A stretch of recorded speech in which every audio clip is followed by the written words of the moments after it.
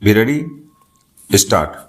Being aggrieved, the appellant assessee preferred an appeal before the Commissioner of Income Tax. Stop. The Commissioner of Income Tax wide order dated 4th April 1988 partly allowed the appeal. Stop.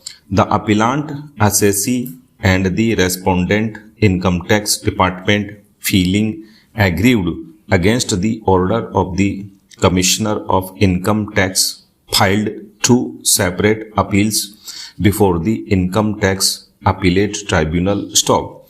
The tribunal by order dated 19th August 1993, without going into the merits of the case, set aside the assessment order and remanded the file back to the assessing officer to re-scrutinize the entire accounts after giving the appellant assessee an opportunity of being heard and also giving the appellant assessee an opportunity of filing any evidence in support of its claim that there was no discrepancy in its accounts as pointed out by the assessing officer or as found out by Commissioner of Income Tax in his order dated 4th April 1988. Stopera.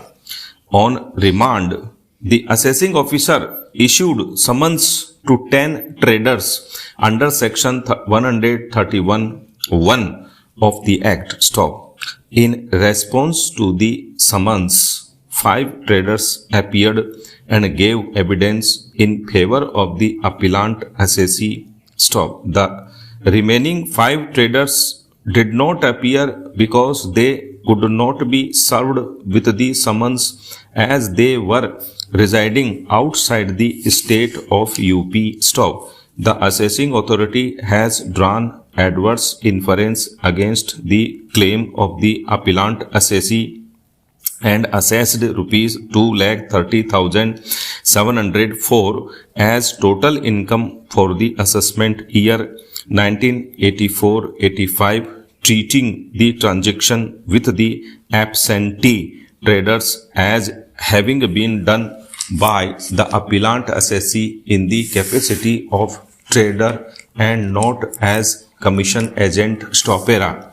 The revenue feeling aggrieved preferred an appeal before the Income Tax Appellate Tribunal. Stop. The tribunal, by its order dated 15th January 2004, allowed the appeal and held that the appellant assessee has failed to produce any evidence that the transactions in question were not conducted by the appellant assessee as Vyapari, but the transactions were conducted on commission basis. Stop.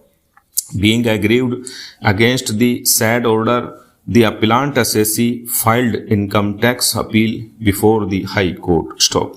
The High Court, as noticed above, has concurred with the findings recorded by the assessing authority as confirmed by the appellate tribunal and dismissed the appeal in limine. Stop. Now the appellant assessee is before this court. Stopera. The learned counsel for the appellant assessee submitted that the High Court has committed grave error of fact and law in dismissing the appeal in limine without proper appreciation of the facts and legal proposition of law. Stop. According to him, for non-appearance of the traders summoned by the assessing authority, no fault could have been laid upon the appellant assessee and the assessing authority. The appellate tribunal as well as the High Court are not justified in drawing adverse inference against the appellant assessee, holding it to be trader in relation to the transactions conducted by the appellant assessee of the same goods in the same manner as was conducted with the traders whose evidence was accepted by the assessing authority. Stop.